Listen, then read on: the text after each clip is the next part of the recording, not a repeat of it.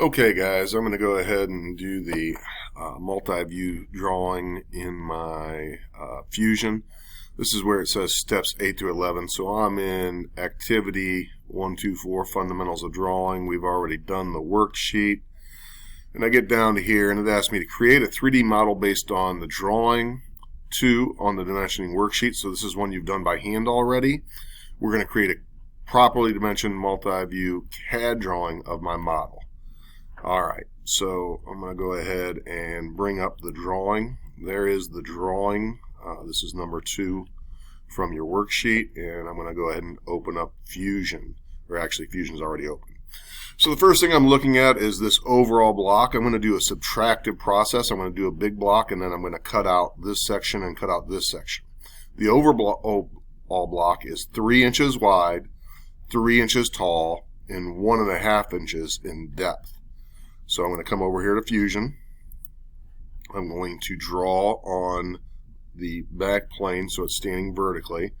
I'm going to put in a rectangle that is 3 by 3. So I'll tap 3, tab 3, hit enter, finish that sketch, and then I'm going to extrude that back 1.5 inches. So that is the overall block size represented by this. That's the 3 by 3 by 3. Next, I'm going to cut out this part here. This part here, it's 2 inches wide by 2 inches tall. So I'm going to come over here to Fusion and draw right on that face that I read that from. I'm going to start in this corner and I'm going to put a 2-inch by 2-inch square, hit finish sketch. And then I'm going to extrude that inwards 3/4 of an inch. So I'm going to come over here and I'll change that to 0.75. That's got that part. I'm going to come over and then I'm going to cut out this part here, and that is 1 inch by 1 inch, and that goes the other 3/4. So I'm going to draw on this face right here. Whoops, sketch. And then I'll lay out a block that is 1 by 1, 1 tab 1, enter, finish that sketch, and I will extrude that like so. So there's my block modeled. I'm going to go ahead and save it as worksheet number 2. Hit save, and now I'm going to do the drawing of it in CAD. So to do that, I'm going to come up here to design and I'm going to go to drawing from design. This pops up. I'm going to hit OK, and then it's going to take a second. I'm going to pause the video so you don't have to watch this load. Okay, it's loaded. It took about 20 seconds here. I'm going to leave the scale as it is, and I'm just going to place my base view. This is the front view. I'm going to place it up here. I might, if I want to put some dimensions below it down here, I don't want to be on that, but I'm going to go ahead and place my base view. So I left click to place that. I hit OK. Now I'm going to go up to here to the second one from the left. It's projected view. I'm going to go back to my drawing for a second. So I'm really just looking for the right view and the isometric. So I'm going to click that, click here, drag out. There's this. I'll put my isometric up here, and I'll go ahead and put my top view, even though I'm not going to label anything on the top view. And I'll hit this check mark.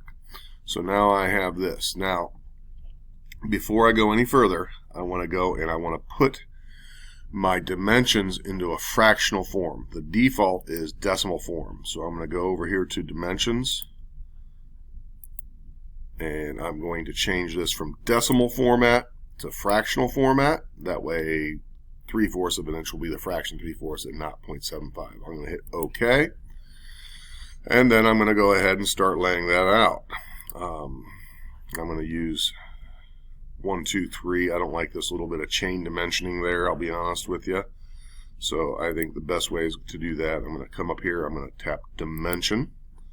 And my first dimension I'm going to get, I'll tap on this line and then this line, and then I'll place that there. I'm going to tap on this line, then this line. That gives me the distance between those. Tap there, and then this line and this line, and tap there. So you can see I did that a little differently. I would argue my way is slightly better because I don't have this chain dimensioning, which I want to avoid. Instead, it goes to a baseline over here. It's as if this point right here is my origin, and I'm working in the lower left quadrant. The origin in engineering class in CAD is called a datum point.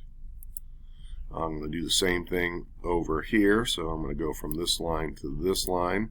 Notice I am crossing extension lines. I'm not wild about that, but I think it looks okay. So if I zoom in, it'll allow me to there. And I'm going to go from here to here and go there. So I have all heights and widths represented. So my heights are all on this side here. My widths are all on here. So now I just need 2 from depth. So in order to do that, I will go from here to here, place that there, and then from here to here to get that overall.